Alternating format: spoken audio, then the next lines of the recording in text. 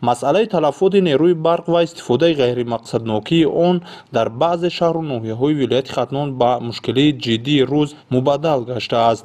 ин нукта дар ҷаласаи ахире ки бо иштироки муовини раиси вилояти Хатнон Заробиддин Файзуллозода баргузор гардид ба таври мушаххас баррасӣ шуд. дар ҷаласа масъулони шабакаҳои барқ аз шаҳру ноҳияҳои вилоят барои фаъолияти ғайримақсаднок ва талафоти нерӯи барқ мавриди пурсиш қарор гирифтанд. муовини раиси вилоят таъкид дошт ки истифодаи оқилона ва сарфакуронаи нерӯи барқ на танҳо масъулияти сохторҳои энергетикӣ, балки вазифаи шаҳрвандии ҳар як сокини кишвар мебошад. ба гуфтаи иштирокдорон, истифодаи ғайримақсадноки барқ дар марказҳои тиҷоратӣ, нуқтаҳои фурӯши сӯзишворӣ, корхонаҳои саноатӣ ва ҳатто кӯчаю маҳаллаҳои истиқоматӣ ба таври нигаронкунанда мушоҳида мешавад. ҳарчанд дар 5 моҳи соли ҷорӣ дар сатҳи вилоят беш аз 90% маблағ барои истифодаи нерӯи барқ ҷамъоварӣ шудааст, аммо дар баъзе ноҳияҳо ин нишондод ҳамагӣ беш аз 60%-ро ташкил медиҳад.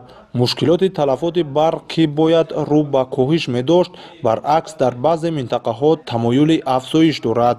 дар идомаи ҷаласа таъкид шуд ки барои рафъи мушкилот бояд чораҳои ҷиддӣ андешида шавад, аз ҷумла беҳтарсозии сифати кор, боло бурдани сатҳи интизом дар соҳа, тақвияти назорат ва ҷалби бахши хусусӣ ба раванди истеҳсолу тақсимоти нерӯи барқ мебошад. бо мақсади кам кардани талафот ва истифодаи ғайриқонунии нерӯи барқ, мақомоти маҳаллӣ вазифадор гардиданд ки назорати шабонарӯзӣ роҳандозӣ кунанд. ҳамзамон корҳо барои таҷдиди шабакаҳои фарсуда, иваз намудани ҳисобкунакҳои кӯҳна бо таҷҳизотҳои наву муосир ва ҷорӣ кардани системаи рақамӣ дар назорату ҳисоббарорӣ афзоиш меёбанд.